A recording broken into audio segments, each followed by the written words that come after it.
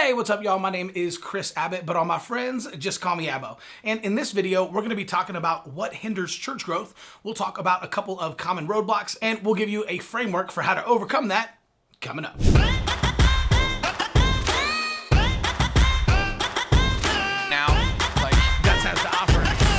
Hey, what's up, y'all? Welcome back. On this channel, we talk about practical ways to grow your church and use social media in order to reach new people for Jesus. So we're going to be specifically talking about what hinders church growth. And I'm going to take a little bit of a different approach, and I think this is going to be a little bit different than probably what you thought. So let's dive in. Okay, so this may sound counterintuitive, but one of the things that is hindering your church growth and holding you back is that you probably still think your church is for everyone. Now, I know that sounds kind of counterintuitive, but here's the deal. No one can have a church for everyone, right? Now, this doesn't mean that we shouldn't have kids ministries all the way up to senior adult ministries, but what we have to do is kind of recognize the demographic and the people that we're really good at serving, right? So I actually know of a church that when they first started went all in on basically being a biker church, right? Like the pastor rode Harleys and had long hair and knew that that was kind of his demographic and his people, and he understood that that was a demographic that was completely underserved in the church world, right? And as a result of not trying to be a church for everyone, but just going all in, that church exploded, right? And you've probably heard of different churches out there, especially cowboy churches, right? Who go all in on just kind of embracing the fact that they're rural and they're country and they're cowboys. And a lot of those churches can serve that demographic at a high level, right? So you might be really good at serving empty nesters, or you might be really good at serving young families, right? And it doesn't necessarily have to be an age demographic either, but you need to be really honest on who it is that you are reaching and who it is that your church is perfectly equipped to reach, and go all in on that. So whenever you say, hey, we've got something for everyone, what people actually hear is that you don't have anything for them, right? Because there's no such thing as a one size fits all, and people are smart, right? They understand that. So don't say that you have something for everyone, just go all in on whatever it is, right? Maybe you guys are warm and friendly, maybe you have a smaller congregation and you have the type of place where everyone knows your name and you can shake the pastor's hand every Sunday and look them in the eye, and if you miss church, people are actually going to realize it and they're going to call to check up on you, right? So lean into that. Whatever it is that your strengths are, lean into that, and just remember, hey, your church isn't for everyone, and that's okay. All right, now, the other thing that hinders a lot of church growth are these limiting beliefs that we have, right? So there's a lot of limiting beliefs that are holding us back as church leaders and aren't serving us well. And I would encourage you to kind of pray through some of these and figure out if some of these are holding you back, and pray through them and actually get rid of them. Now, these are excuses like, I don't have enough time, or I don't have enough resources, or I don't have enough money, or our context is different, right? I hear that a lot. Well, we're just in a little bit of a unique situation. Well, everyone's in a unique situation, right? No church is the same. No church is in the same place. And even two churches could be in the same city, but reaching completely different demographics, right? And have completely different backgrounds, right? And that's okay. So it's important to understand that, of course, your context is different, but that shouldn't be something that holds you back and hinders your church growth, right? Maybe you think that you don't have the right leadership, or that your building isn't big enough, or maybe that you're portable, or maybe you're thinking, hey, man, Chris, that's awesome, but my board would never let me do that. Well, the important thing to understand is these are all limiting beliefs and excuses that aren't serving us. And so we need to combat them and tear them down and say, okay, what would it look like if we did have enough money? What would it look like if we did have enough time, right? What are some things that I can rearrange in order to be able to focus on some of these things? So let's dive into a couple of things that can actually help you overcome these limiting beliefs and start growing your church right now. All right, so Carrie Newhoff says that you can make excuses or you can make progress, but you can't make both. And I think this is really important to understand as we're going through church growth, as we're trying to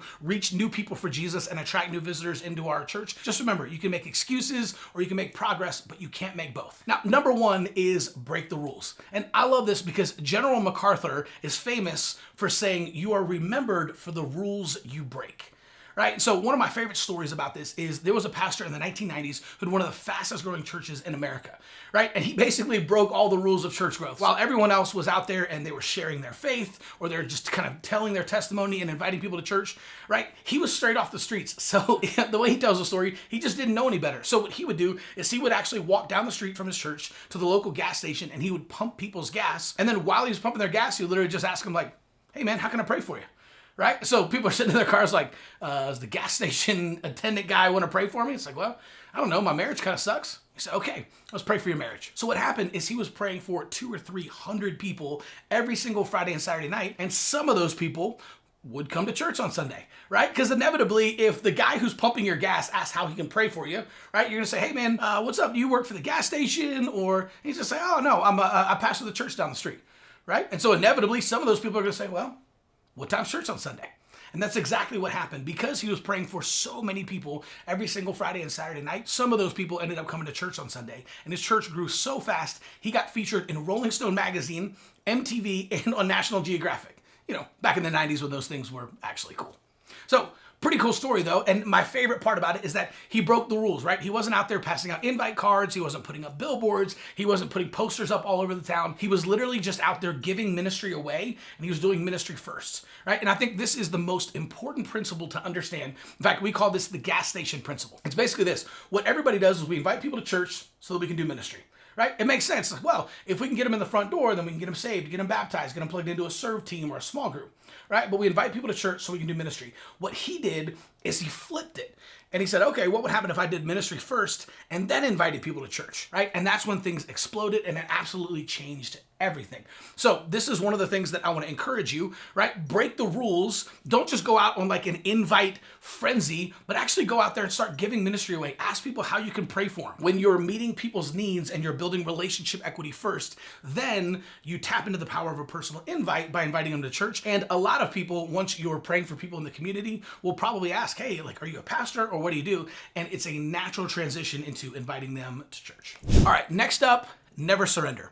Now, one of my absolute favorite stories in the Bible is when the 12 spies actually went into the promised land to go scout everything out, right? So what I love about this story is that, you know, out of the 12 spies, 10 of them came back and all they could see were the obstacles, right? All they could see was the giants. And I love this point is that, you know, those guys said, oh, man, they were giants and we looked like grasshoppers in their eyes. They were spies. If they did their job right, then the giants didn't know they were there. So how did they know that they appeared as grasshoppers to the giant's eyes? That was just a thought that they had in their head. It was a limiting belief, and they were just assuming that the giants thought of them as grasshoppers. So literally, they had these excuses and these limiting beliefs in their head that was holding them back from what God had actually destined them to do, right? But two of the spies, Joshua and Caleb, said, what?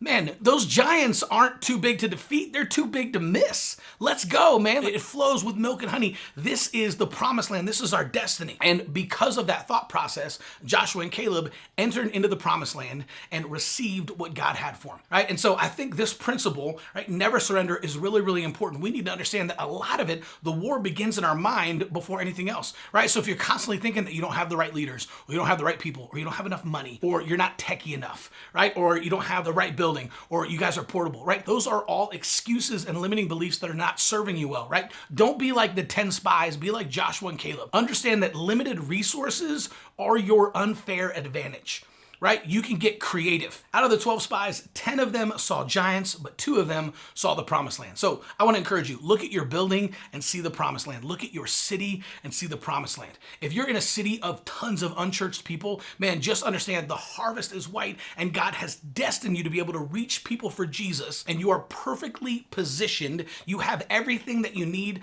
and all of your resources are taken care of. So let's go. All right, next up, start before you're ready. I love this because, man, taking imperfect action now, I think, is one of the most important things that people can do. You're never ready. Perfect timing is a myth. It doesn't exist. None of us are ever ready. We're never fully qualified. But the best thing that we can do is we can constantly play at the edges of our ability, right? It's only at the edge of your ability that you begin to expand your capacity. And so there's no way that you're going to become a better leader, that you're going to get better at running Facebook ads or reaching people with social media or with having a website that's going to attract new visitors. There's no way you're going to get good at that until you actually just start doing it, right? So for example, when I started this YouTube channel, I was super nervous, right? I actually don't like being on camera. I like being behind the camera. In fact, I was on staff at my church as the marketing and media director for years. I was behind the camera and I helped run the shoots. Being in front of the camera was weird for me. And so I just realized, here's the thing, I'm probably gonna suck when I start this. And so my goal was, man, I'm gonna do 100 videos. By the time I get to 100 videos, I probably won't suck anymore. And then I thought my next goal is 200 videos. By the time I get to 200 videos, I might actually know what I'm doing. By the time I get to 300 videos, I might actually be good. At the time of this recording, this is actually my 121st video, which is pretty cool, right? So at least at this point, I don't suck anymore, right? And in about 80 videos, I might actually know what I'm doing. And by the time I get to 300 sometime next year, I might actually be good, right? So figure out what some of those milestones are for you and just understand that you're never gonna be ready. There's no such thing as perfect timing. The only thing that you can do is start before you're ready, take imperfect action now, and just get started. All right, so before I get to my last couple of points, if you guys like this video, if you find it helpful, man, would you hit the subscribe button? We are coming out with brand new videos every single day, 5 days a week. And if you make sure to subscribe, you'll make sure to get all of our content as soon as we drop it. All right, next up, the currency of heaven is people. Now, this one sounds kind of obvious, right? This is the reason we all got into full-time ministry, right? Like, nobody got in this game to make a bunch of money, right? Nobody got in this game because they were kind of trapped into it. The reason we got into ministry is because of people. But sometimes it's easy to get so caught up in everything that's going on, right? All the marriages you have to perform and all the ceremonies and the hospital visits and all the sermon prep and, you know, the bickering and drama that goes on in the congregation and people going back and forth. And some people like the worship music and some people don't. And some people think it's too dark and some people think we need more light, right? There's always something that people are going to complain about. And so it's easy to get caught up and sometimes kind of get lost and we forget to see the forest for the trees, right? We're only seeing all the things that are going on. We forget, right, that the heartbeat of heaven is people. People are the currency of heaven. And so it's important, like this is God's heart. It's important to remember that at the end of the day, this is all about relationship, right? This is all about building relational equity and leadership equity and literally just being Jesus. Most of the time, the people in our church, the people in our communities, the people in our cities, the people in the coffee shop, when you stop by to get a Starbucks in the morning, you are probably the only Jesus that they're gonna see all day, maybe all week or even all month, right? So it's important to just remember people. I always like to remember this and remind myself, hey, the currency of heaven is people, and every single person that I meet every single day is a son and daughter of God, and it's probably not an accident that the Lord engineered us to be able to meet that day. So just keep in mind every single person, whether it's at a gas station or it's at Starbucks or it's at the grocery store or the hardware store, right? Every single person is a gift from the Holy Spirit.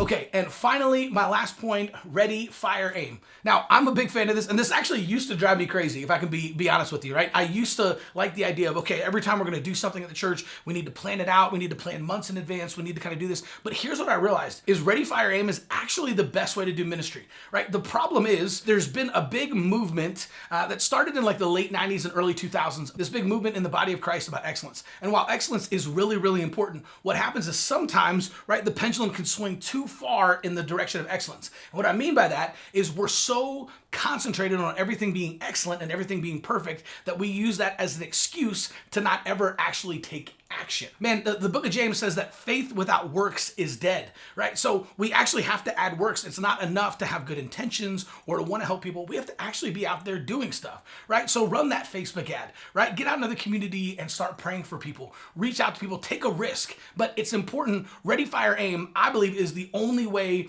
to do ministry. Mike Tyson that said, man, everybody has a plan until they get punched in the mouth. It's different, like no plan is ever gonna survive contact with the enemy. And so when you get out there, you might have the perfect plan for a new event or for a way to reach people, but no matter what, in reality, it's gonna take a couple of hits and it's gonna change. So ready, fire, aim is the best way to go. This is actually how Pixar became the behemoth that it is today. One of the core values at Pixar is literally what they do is when they're faced with a decision, right? If they say, hey, should we take the hill on the left or the hill on the right? Right? Somebody yells, the hill on the left, and they all run and sprint as fast as they can towards the hill on the left. By the time they get halfway up, they might realize, and somebody might yell out, wrong hill! And they all stop, turn around, and run back down the hill, and they go up the hill on the right. But what happens is they always make it to the summit before everybody else, right? The competition is busy doing focus groups and doing studies and bringing consultants to figure out, what are the pros and cons of the hill on the left versus the hill on the right, and they're looking at all these different things while Pixar just takes off sprinting for the summit, right? And even if they make the wrong decision, they realize halfway through, they can reverse course, come back down, and go back up the hill on the right. They still always make it to the top of the hill and the summit before everyone else. Ready, fire, aim. I promise, if you'll take this approach, it's a little awkward at first, but I believe it's the only way to do ministry if we actually care about reaching people. Okay, so if you want to learn a little bit more about how to grow your church, specifically as it pertains to social media, then head on over to churchgrowthagency.com or click on the link in the description below, and we have a training video over there that you can check out for free. We'll see you soon.